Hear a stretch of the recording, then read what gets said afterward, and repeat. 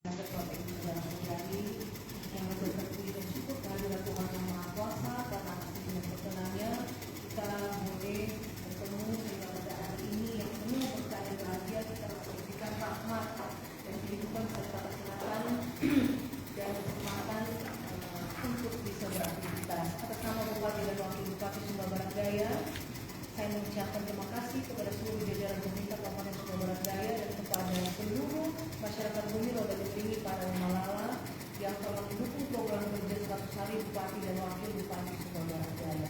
Hadirin yang saya hormati dan saya kasihi dan seluruh masyarakat Sumba Barat Daya di mana saja berada, 100 hari masa kerja kami sebagai Bupati dan Wakil Bupati telah kami lalui. Momen ini kami jadikan sebagai sarana refleksi awal untuk menilai sejauh mana langkah-langkah awal pemerintahan ini telah berjalan sesuai dengan visi, misi, dan janji kerja kami kepada masyarakat. Kami menyadari bahwa 100 hari bukan waktu yang panjang untuk menyelesaikan seluruh tantangan, namun cukup untuk membuktikan arah, niat, dan kesungguhan kami dalam membawa perubahan dan perbaikan. Dalam kurun waktu 100 hari ini, beberapa prioritas kerja utama telah kami laksanakan. Di antaranya, pertama, kita telah melaksanakan penandatanganan MOU nota kesepahaman tentang investasi dan pemberdayaan di Kabupaten Sumba Barat Daya dengan 2 investor berasal dari Jerman dan 1 investor dari Jakarta, yaitu yang pertama PT Jerman Business Solution, PT Sumba Green Estate, PT Netama Sinergi Prima, yang mana tujuan dari penandatanganan MOU ini adalah sebagai bentuk upaya pemerintah untuk meningkatkan kesejahteraan dan meningkatkan derajat ekonomi masyarakat di Kabupaten Sumba Barat Daya. Yang kedua, kita juga telah melakukan salah satu janji Bupati dan Wakil Bupati Sumba Barat Daya dengan memberikan bantuan iuran berupa iuran BPJS Ketenagakerjaan kepada masyarakat dalam 2 program, yaitu jaminan kecelakaan kerja dan yaitu jaminan JKK dan jaminan kematian JKM bagi 5.600 orang pekerja rentan dengan masa iuran selama 3 bulan.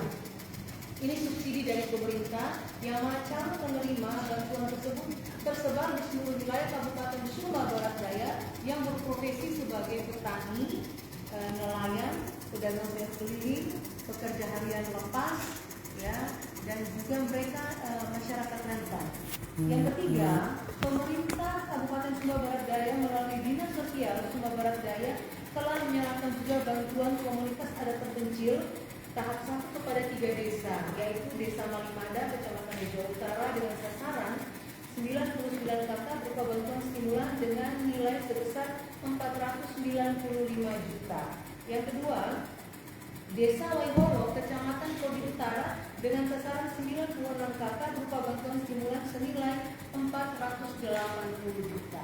Dan Desa Dagamangu, Kecamatan Bejo Timur dengan sasaran 61 kakak berupa bantuan stimulan sejumlah 305 juta.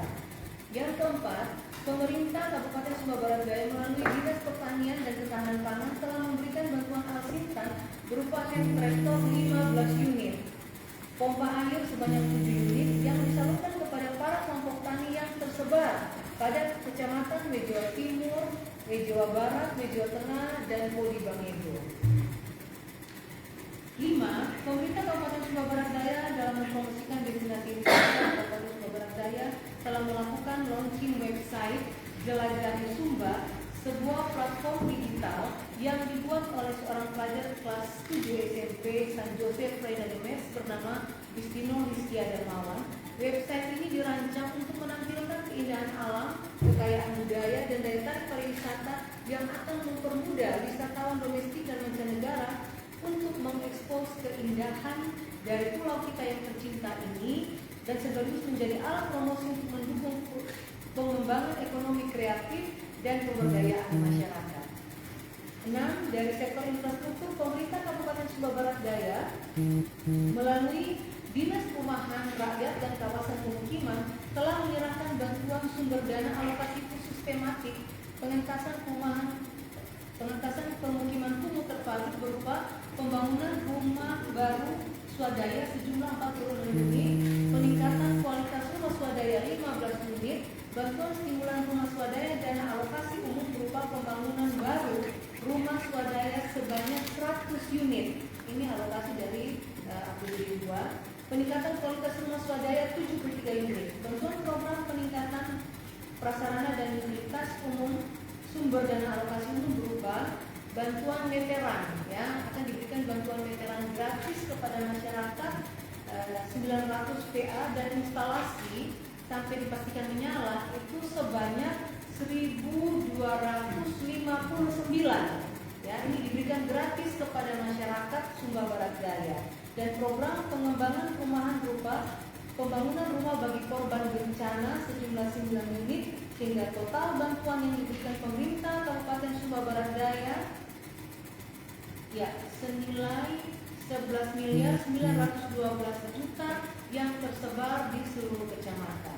Yang ketujuh, pemerintah Kabupaten Sumba Barat Daya melalui Dinas DP3A P2KB telah melakukan pelayanan KB 1.100 asetor yang diberikan kepada para ibu dan di seluruh Kabupaten Sumba Barat Daya.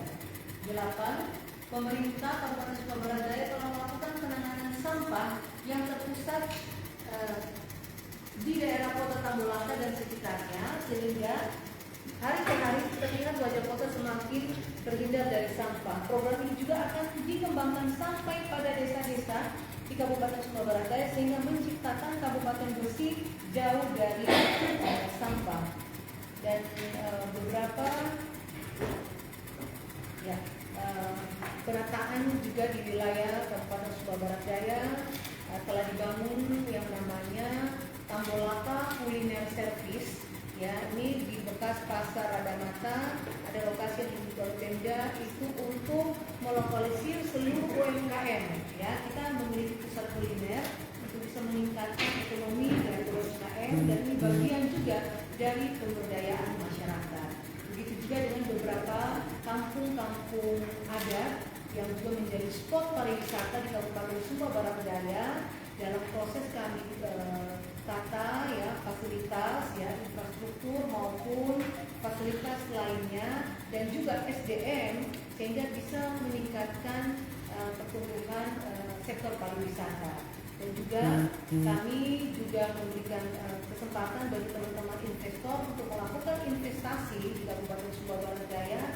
Ada beberapa rencana resort yang akan dibangun di Kabupaten Sumba Barat Daya karena memang dengan potensi pariwisata dan sampai dengan hari ini kita melihat bahwa pajak dari hotel saja itu salah satu hotel yaitu Cakparoso mencapai angka 8 miliar. Ini salah satu sumber pendapatan asli daerah bagi Kabupaten Sumba Barat Daya sehingga investasi diberikan kemudahan ya yang penting menaati seluruh mekanisme dan prosedur. Yang kedua, ketika membangun harus memprioritaskan pekerja lokal, anak-anak daerah harus mengambil bagian untuk mendukung pengembangan pariwisata. Yang ketiga, ya taat bayar pajak. Yang keempat, tentu ada yang namanya CSR (Corporate Social Response). Ini diharapkan juga akan bisa berdampak kepada pembangunan yang belum bisa dibiayai oleh dana desa, APBD 2, APBD 1 maupun dana DA. Sehingga setelah itu semua hotel sudah bangun, kami akan membuat yang namanya forum CSR.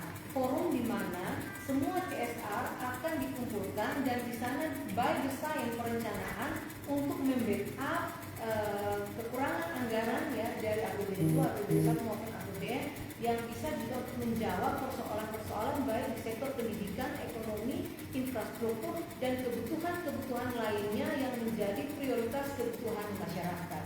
Selain itu, terobosan yang dilakukan juga oleh pemerintah daerah dan kami sudah meluncing yang namanya e-digital, e-retribusi. Ya, e-retribusi yaitu pembayaran retribusi secara online. Ini sudah dilakukan di Pasar Waimamura. Tujuannya dalam rangka optimalisasi pendapatan asli daerah dari sektor retribusi pasar. Ya, karena ini menjadi salah satu juga sumber pendapatan asli daerah sehingga tidak saja kami menarik retribusi tetapi pemerintah juga menyiapkan fasilitas menata pasar, menyiapkan sarana lain seperti toilet, air bersih, kebersihan ya agar para pedagang itu bisa layak berjualan ya mereka nyaman, para pembeli juga yang berkunjung juga bisa nyaman dan pasar ini bisa menjadi salah satu sumber pendapatan asli daerah yang kita bisa tingkatkan karena kita menggunakan e-retribusi sehingga mengantisipasi dari penarikan retribusi, dan ini sudah berjalan ya, sehingga kami juga bisa melihat progresnya ya pada saatnya nanti ya, bisa kita lihat kenaikan dari pendapatan asli daerah yang retribusi, dan ini akan dilakukan pembenahan di seluruh pasar yang ada di Kabupaten Sumba Barat Daya ya, dan juga tempat-tempat pariwisata nanti juga kami akan menggunakan digital ya, yang karcis masuk dan lain sebagainya, baik itu juga pengelola UMKM ya, semua akan berbasis digital. Tujuannya untuk bisa mengantisipasi kebutuhan pengangguran, sehingga kita bisa meningkatkan pendapatan asli daerah kita, sehingga bisa melakukan pembiayaan yang lainnya yang mungkin belum bisa dibiayai oleh APBD 2, APBD 1 maupun dari dana daerah. Ini beberapa terobosan-terobosan yang akan kami lakukan. Mohon dukungan doa kepada masyarakat. Ini baru 100 hari kerja loh, belum 5 tahun ya, masih ada 4 tahun 9 bulan Bupati, Wakil Bupati bersama seluruh squad, seluruh pimpinan OPD dan seluruh jajaran untuk bekerja. Ini baru kurang lebih 3 bulan. Gimana kalau 6 bulan 1 tahun ya?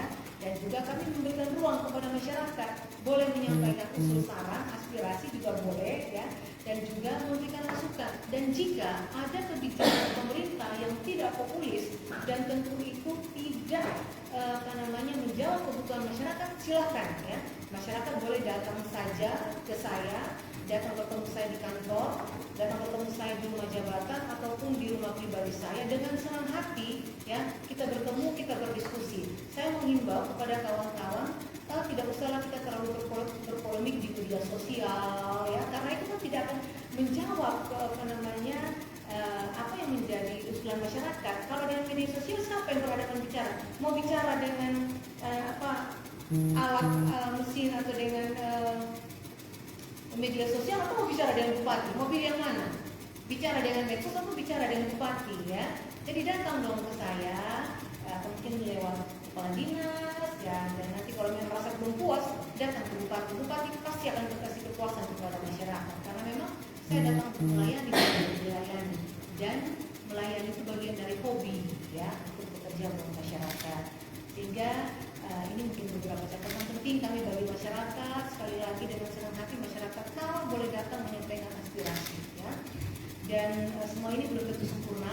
Kami terutama pemerintah terbuka terhadap kritik dan masukan dari semua pihak, termasuk dari rekan-rekan media. Ya, teman-teman media boleh yang menyampaikan kritik-kritik, tapi kalau bisa ada solusinya ya, ada solusi sehingga menjadi bagian dari proses perbaikan yang dilakukan. Kami berkomitmen untuk terus bekerja keras, berpihak kepada kepentingan rakyat, serta menjaga integritas dan akuntabilitas dalam setiap langkah. Dukungan masyarakat dan pengawasan media adalah bahan bakar bagi kami untuk terus melangkah. Akhir kata, saya menyampaikan terima kasih kepada semua pihak yang telah membantu kami selama 100 hari pertama kami bekerja. Perjalanan masih panjang dan kami membutuhkan sinergi dari seluruh elemen, baik pemerintah, masyarakat, dan tentu saja dari teman-teman media. Mari kita terus bergandengan tangan, bekerja dan berkarya untuk kemajuan daerah yang kita cintai, dan kita akan mewujudkan Sumba Barat Daya hebat yang berkarakter sehat, cerdas, berketahanan pangan, berbudaya, menyongsong Indonesia Emas 2045. Jayalah lo dawe merini pada malala. Sekian dan terima kasih. Wabillahi taufiq wal hidayah. Wassalamualaikum warahmatullahi wabarakatuh. Om Santi Santi Om, Namo Buddhaya, salam kebajikan, Shalom. Bupati Sumba Barat Daya, Ratu Lakal Sarjana Teknik. Terima kasih. Masih ada yang pertanyaan teman-teman media? Monggo. Ya, baik Ibu Bupati, demikian teman-teman media apa yang disampaikan oleh tidak biasa oleh karena itu jika ada hal yang ditanyakan mungkin boleh. Silakan. Monggo. Ya.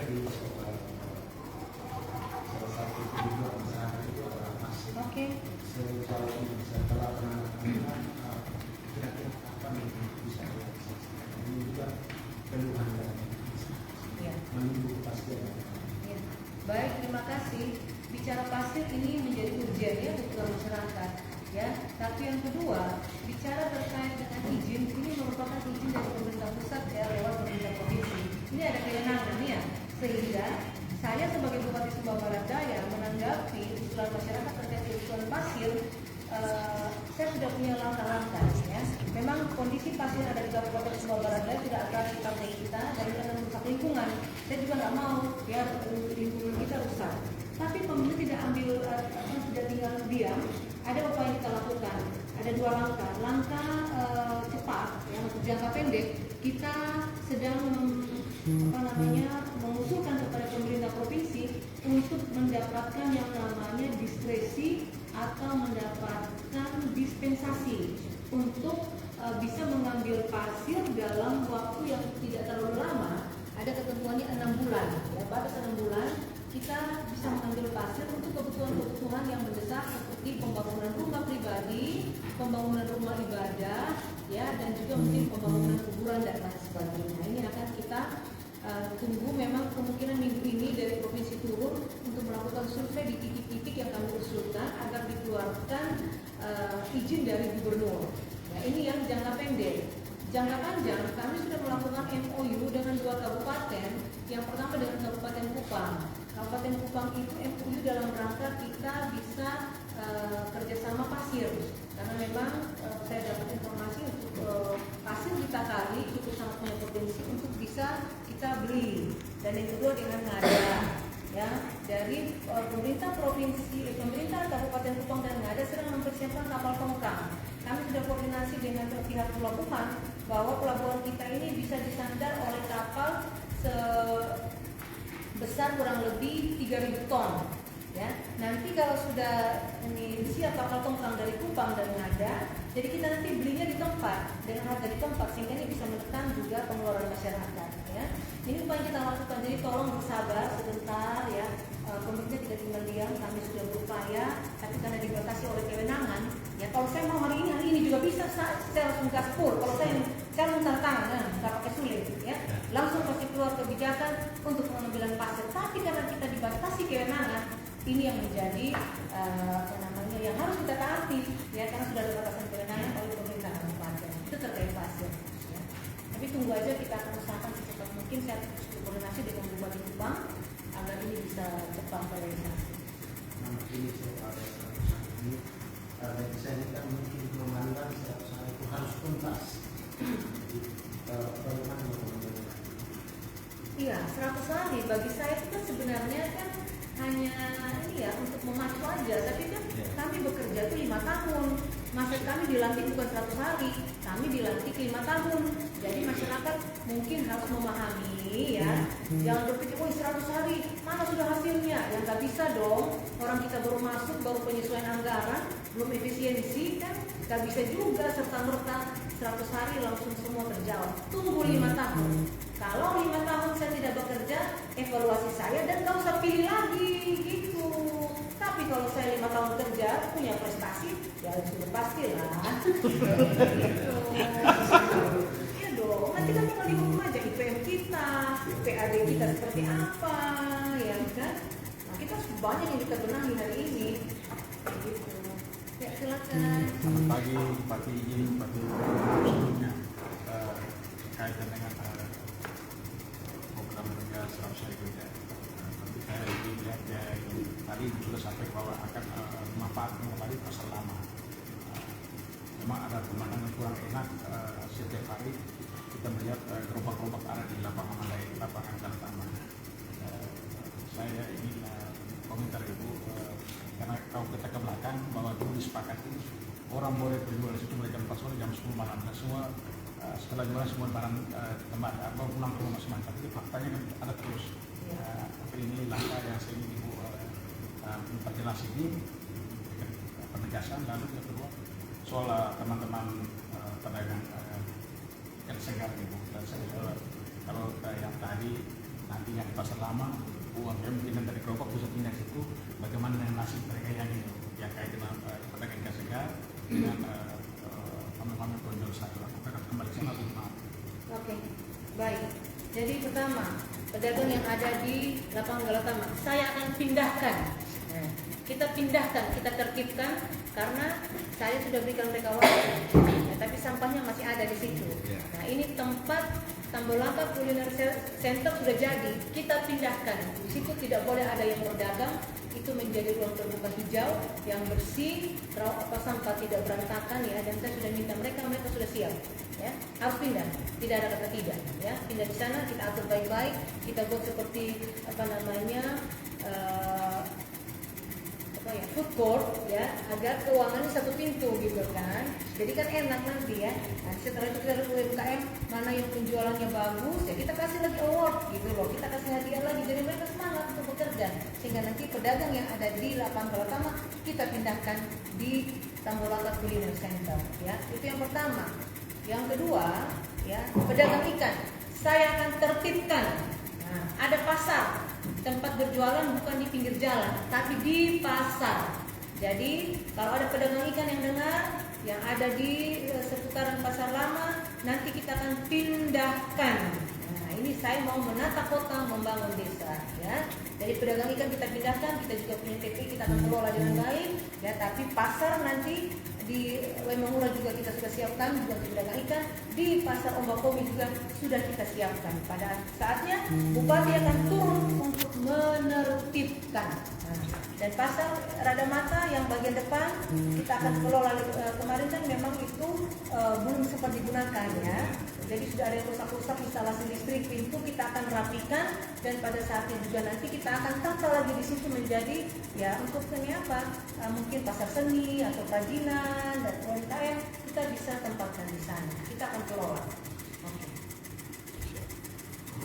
Silakan. Satu lagi ya. Boleh 2-3 itu nggak apa-apa. Silakan. Ini soal tani mereka. Ini kan mereka berbicara soal curah hujan ini ya. Nah, sumber air mereka ini adalah hujan. Kira dari Mamang dari dinas pertanian ini ada kita dengan sumber. Kemudian terkait dengan bantuan daerah ini, masih ada desa yang masih terisolasi dari jaringan listrik. Belum ada yang masuk. Itu kira pada strategis ke depan ini setelah selesai kerja ini yang akan dilakukan seperti apa sehingga 5 tahun ini bisa memastikan yang akan masyarakat Baik, pertama saya jawab terkait dengan petani yang membutuhkan air.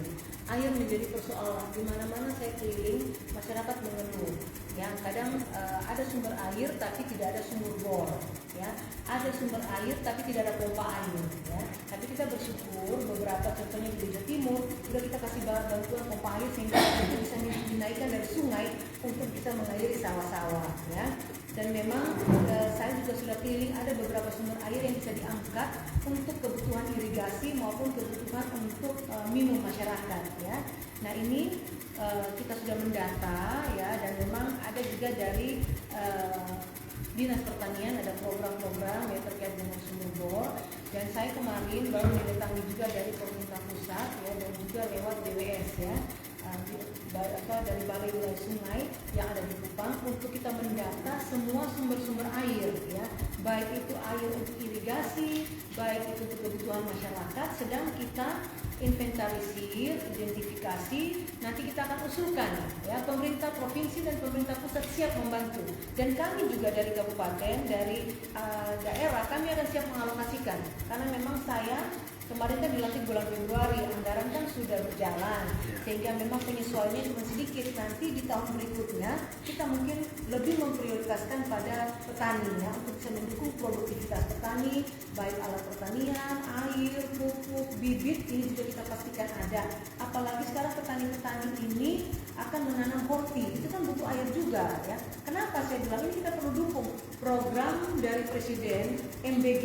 MBG ini untuk Sumba Barat Daya 56 dapur. Kita baru punya 1 dapur ya. 1 dapur melayani 3.000 orang, 3.000 penerima bantuan makanan. Tapi dibayangkan ya, kalau misalnya 56 dapur semua berdiri, apakah mampu kita memasok kebutuhan bahan baku? Nah, ini menjadi tantangan, sehingga memang saya berkomitmen untuk mendukung petani horti, menyiapkan beras, sayur-sayuran, tomat dan lain sebagainya untuk bisa diserap, pasarnya udah ada. Hanya sekarang tergantung bagaimana kita membangun ini mata rantainya aja sehingga bisa berjalan dengan baik dan tentu ada dampak buat masyarakat. Mereka punya pendapatan, ekonomi meningkat dan daerah ini pasti sejahtera. Ya. Jadi komitmen saya untuk sektor pertanian itu sangat besar. Ya. Kita akan dukung. Yang kedua terkait dengan masalah listrik. Kita punya data hasil saya kemarin ke Jakarta, rasio elektrifikasi Kabupaten Sumba Barat Daya baru berada di angka 65%. Masih 35% Sumba Barat Daya yang belum menyala. Dan ini sudah menjadi janji politik saya ketika kampanye bahwa saya akan buat Sumba Barat Daya menyala. Dengan cara apa? Berbagai upaya kita lakukan, baik dengan pendanaan dari APBD 2, APBD 1, dari dana DAP maupun dari sumber dana lain yang tidak mengikat. Ya, salah satu contoh, ya, kami sudah koordinasi dengan Kementerian ESDM, ada penugasan khusus untuk pelayanan listrik. Jadi yang pertama terkait dengan jaringan. Kita punya data, kita punya desa yang masih belum dapat jaringan listrik. Yang kedua juga yang belum dapat meteran. Sehingga saya sudah menghimbau kepada seluruh kepala desa untuk bisa memasukkan usulan di mana saja dusun mereka yang belum mendapatkan jaringan listrik. Dan mereka harus pilih juga mana masyarakat yang belum dapat meteran listrik, sehingga kita bisa usulkan dengan PLN. Saya sudah diskusi dengan PLN, kita mau lakukan mapping, pemetaan, ya, target kita dalam 6 tahun untuk perluasan jaringan listrik. Yang kedua, kita juga memastikan di semua titik yang sudah punya jaringan listrik dipastikan ada bantuan meteran gratis. Tahun ini 1.259. Tahun depan kalau saya pandang perlu saya akan tingkatkan lagi, bisa sampai 3.000-an, nggak masalah. Ini kan untuk masyarakat, bukan untuk saya. Begitu juga nanti tahun 2027, 28, 29, 30. Apalagi kalau saya menang prodi kedua, lebih banyak lagi nanti yang kita bangun, kan? Siap. Jadi ini soal meteran ya. Artinya, mohon maaf, biar jangan terlalu kaku ya. Sedikit inilah ya. Jadi itu listrik, bagi saya itu memang penting. Kita sekarang bicara pendidikan berkualitas. Bagaimana anak-anak yang bersekolah di desa malam tidak bisa belajar karena tidak ada listrik, ya. Terus mau akses komputer tidak bisa, akses internet tidak bisa, mereka mau akses informasi lewat medsos, lewat Google, sangat tidak bisa, kasihan mereka.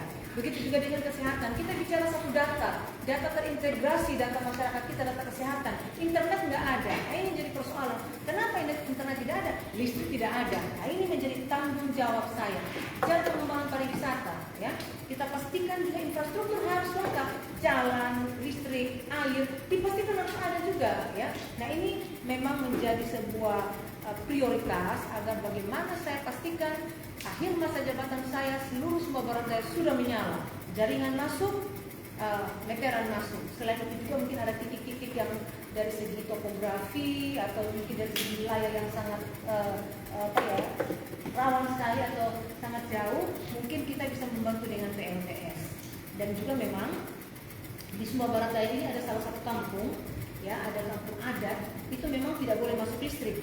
Ya, tidak boleh. Memang biar kita mengkasih mereka akan tolak karena memang sudah kampung namanya kampung totok. Jadi boleh masuk hanya mungkin sekedar bola yang masuk, tapi tidak boleh ada jaringan di situ. Ya, ini juga. Jadi mungkin dia kalau akhir masa jabatan paling 99,99%. Yang tidak boleh, ya. Bukan karena saya tidak mau, tapi karena memang ada istilahnya aturan adat, ya. Jadi sini kita harus taat. Ini terakhir saya. Iya. Ini kan terkait dengan program kita selama ini kan membangun desa membangun kota ini. Nah, ini misalnya beberapa desa di Mama itu, ini kan beberapa desa sudah cair desa ini. Apa yang mau sampaikan mau bertugas kembali kepada desa terkait dengan program-program prioritas selama ini dalam pemanfaatan dana desa ini. Nah, yang kedua memang menata kota ini. Alun-alun ini sekarang lagi juga menjadi soal utama. Kira perencanaan untuk melanjutkan pekerjaan tersebut itu apa namanya? Kedua, ada sorotan juga terkait dengan pencahayaan listrik di mana-mana. Beberapa pengunjung itu mengeluh soal penerangan di situ, bahkan ditemukan beberapa yang termisu yang nakal-nakal di situ. Okay. Nah, mereka juga membutuhkan keamanan atau security yang bisa menjaga pindahan. Oke, baik. Jadi terkait dengan program membangun desa menata kota, ya, kita tahu bahwa di desa itu potensi sangat luar biasa.